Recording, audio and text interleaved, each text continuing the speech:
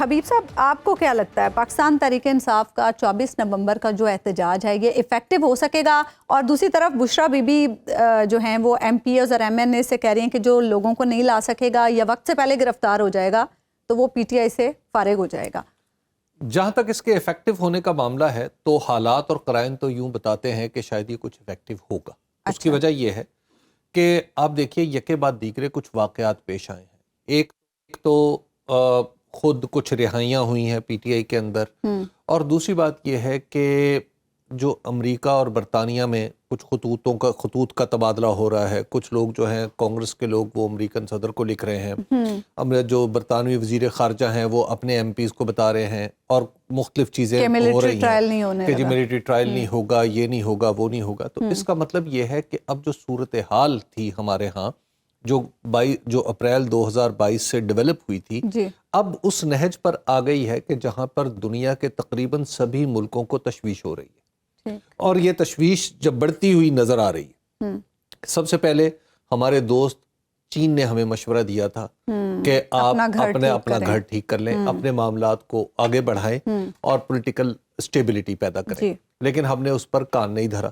اس کے بعد امریکہ کی طرف سے بھی اس طرح کے کچھ خطوط آئے، اور پھر وہ قرارداد بھی آپ کو پتہ ہے کہ متفقہ طور پر بھی کمزور، متفقہ طور پر منظور ہوگی. برطانیہ کے وزیر خارجہ نے جو خط لکھا ہے اس میں ایک نقطہ بڑا دلچسپ ہے. وہ یہ کہتے ہیں کہ ہم مسلسل رابطے میں ہیں. تو گویا ماضی میں بھی کوئی رابطہ ایسا ہوا ہے جس میں کنسرن کا اظہار کیا گیا ہے.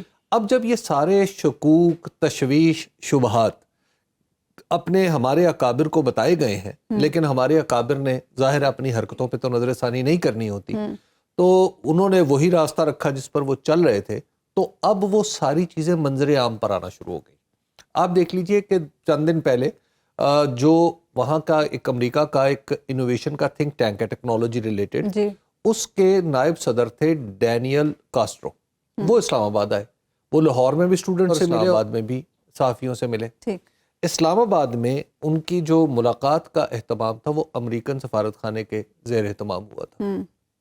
اور انہوں نے کہا کہ یہ جو ڈینیل کاسٹرو صاحب ہیں، انہوں نے کہا کہ پاکستان ایک پزل، اس کی جو انٹرنیٹ پالیسی ہے وہ ایک پزل بنتی چلی جا رہی ہے. اور انہوں نے کہا کہ یہ ابتدائی طور پہ کچھ آپ کو سیاسی نتائج تو دے سکتی ہے، لیکن الٹیمیٹلی آپ کی اکانومی کو برباد کر دے گی، آپ کی اکانومی تباہ ہو جائے گی. لوگ اور پھر آپ کی نوجوان نسل سوچتی ہے کہ ہم پھر اب نئی انوویٹو پروجیکٹ کرنے ہیں تو کہاں سے لائیں گے. تو لہٰذا انہوں نے کہا کہ آپ کو یہ بڑا پرابلم آئے گا. اب آپ ذرا ان ساری چیزوں کو دیکھیں ملا کے، تو آپ کو ایسا لگتا ہے کہ حکومت کے پاس جو اب حکومت کے اوپر انٹرنیشنل پریشر نہ صحیح، لیکن ایک عالمی سطح کی تشویش ضرور حکومت کے حوالے سے اور تحفظات کا اظہار ہو رہا ہے. اور پھر ہمارے الیکشن کے بارے میں بھی. تو جب دنیا میں اس طرح کا ماحول بن رہا ہو تو آپ کے پاس لا تعلق آپ نہیں رہ سکتے. لا تعلق نہیں، دنیا میں تو اب ایک ہم ذہن میں رکھیں، ہم ایک نیوکلیئر ملک ہے،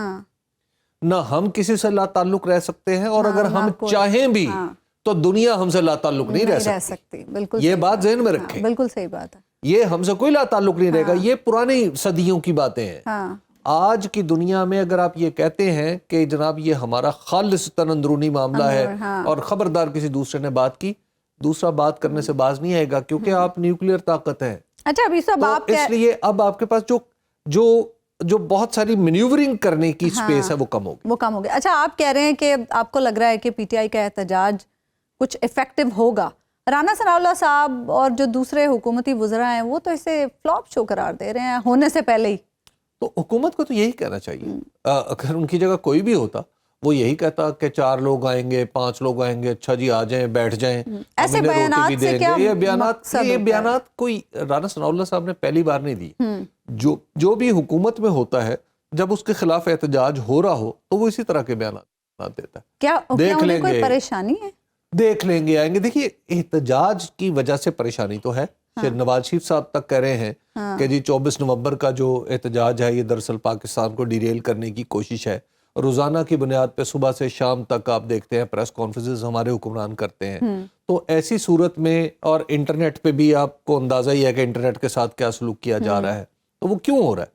تو ظاہر ہے وہ حکومت کر رہی ہے نا.